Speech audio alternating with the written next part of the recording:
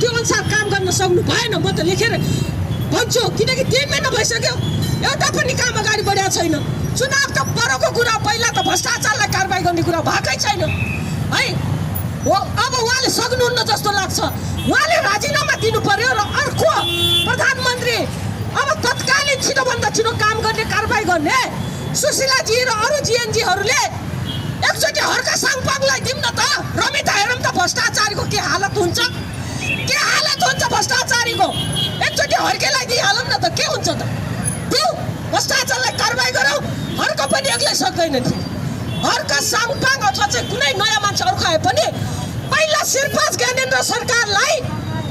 नारायणहिटीमा राख्ने जसको हिम्मत छ नि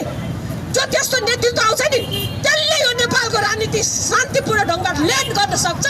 होइन भने कुनै माइकलाले अब यो देश चलाउन सक्दैन 1 2 3 तपाईँ लेख्नुहोस् जेएनजी आन्दोलन होइन अब A to Z को आन्दोलनमा विदेशी पनि तानाबाना बुन्दैछ रातारात यहाँ अर्को षड्यन्त्रका तानाबाना बुन्दैछ त्यो तानाबाना बुनिँदैछ खतराको घन्टी त अब बज्दैछ के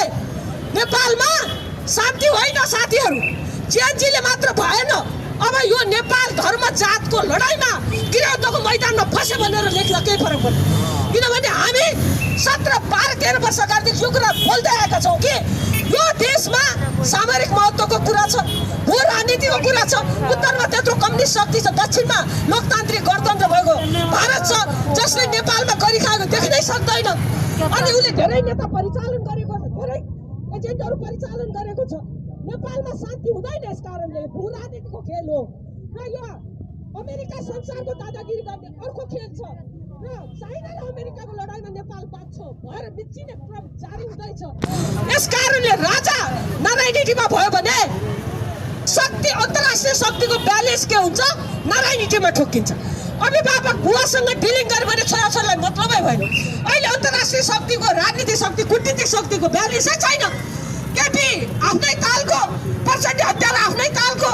माकुने आफ्नै तालको पार्टी साटासाट फेराफेर कहिले रुने कहिले हाँस्ने कहिले गला बिलाउने कहिले मुक्का बर्साउने कहिले गाली गर्ने भए केही छैन अनि शेरबहादुरजी आफ्नै तालको भनेपछि सबै अरूका खेताला अरूले मादल बजाए जस्तो मादल बजाए त्यस्तै नाच्न जान्ने मात्रै नेता छन् यसले यो देशको विदेशी कूटनीतिलाई सम्हाल्न सकेन यसकारणले यहाँ डेन्जरको जोनमा नेपालको राजनीति छ सुशीलाजीले सम्हाल्न सक्दैनन् उहाँले सेनालाई निर्वाचन गर्छु भन्नुभएको छ अरे बाबा यत्रो मान्छेको रगत बगेर अब नेपाली जनता रगत नबगाउनुहोस् रगत सेना लाए पनि यहाँ घुसपैठ गरेर त्यो निर्वाचन